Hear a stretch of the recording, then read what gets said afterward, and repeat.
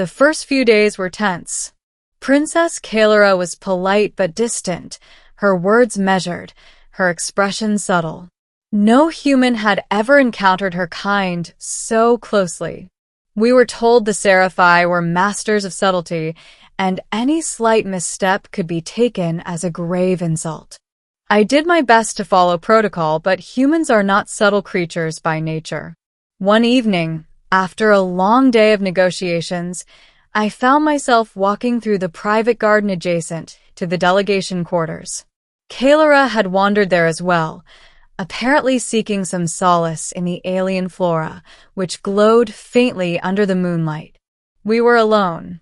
She turned to me, her luminescent eyes catching the soft light, and smiled. A smile so fleeting that if I blinked, I might have imagined it. I wanted to say something. Anything. Words failed me. I felt a pull, a gravity I had never experienced before. My voice caught in my throat. Then, in the quiet, I whispered, almost to myself, "I wish I could marry you." The words were soft, barely audible, a fragile confession carried on the night air. Kalara froze. Her eyes widened, not in anger, but in shock.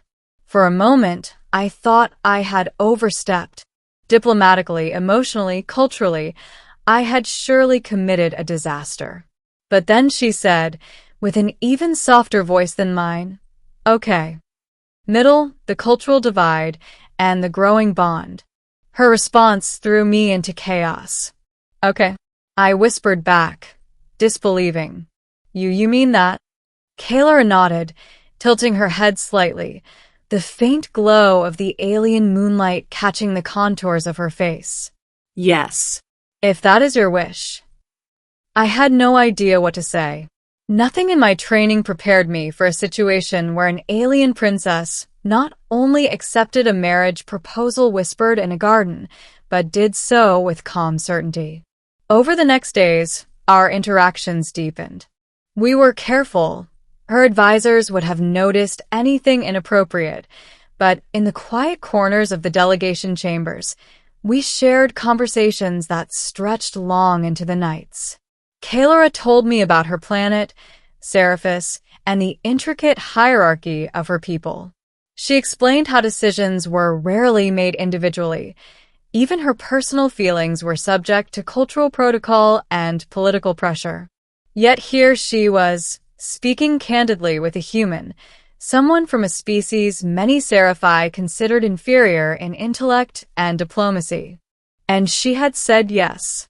I began to understand that her answer was not simple obedience to whim or fancy. It was a deliberate act of trust. That trust, however, came with complications. Her people expected her to marry within her nobility, to strengthen alliances, to maintain balance. For her to consent to a human, someone entirely outside their bloodline, was virtually unheard of. I was playing a dangerous game, not only politically but socially, interstellar diplomacy being what it was. Yet, somehow, she had chosen me. The bond that formed between us was subtle at first. A glance that lingered a moment too long. A brush of the hand while reviewing diplomatic plans. A shared laugh over the absurdity of protocol that neither of us understood fully. Kalara began to trust me in ways she had never trusted anyone. And I, in turn, trusted her in ways that terrified me. The threats that tested us. Everything changed on the fifth day. An attack on the delegation was foiled by our security forces, but the incident revealed something chilling. There were factions within scifi loyalists who viewed my presence as a threat to the princess and the Dominion. Kalara's advisors were distraught. She remained calm, but her eyes, those luminescent, piercing eyes, betrayed her worry. "I cannot let them harm you," she said, speaking to me privately after the incident. "You're already taking a risk by being with me," I replied. "Yes, and I accept it," she said. Her words struck me with the weight of inevitability. I was no longer dealing with a whimsical moment of romance, We were navigating a minefield of interstellar politics, cultural prejudice, and potential assassination. Yet despite the danger, the connection we shared only deepened. We trained together in the private quarters, sharing both cultural techniques and combat strategy. Kalara was an exceptional warrior, a fact I had underestimated at first. She was disciplined, precise, and extraordinarily quick, qualities that made her not only formidable but deeply admirable. One evening, after hours of training, we sat together in the quiet of the garden once more. The twin moons of her planet hung low in the sky, casting soft shadows.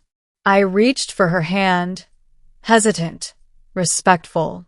Kalara allowed it, and in that small gesture, the unspoken trust between us solidified. It was no longer a mere proposal whispered in the dark. It was a shared understanding. We were in this together, come what may. The whisper that became a promise. The final turning point came unexpectedly.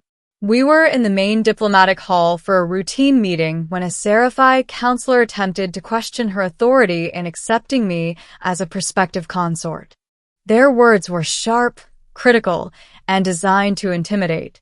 Kalara remained calm, her voice steady, but I saw the tension coiling beneath her skin.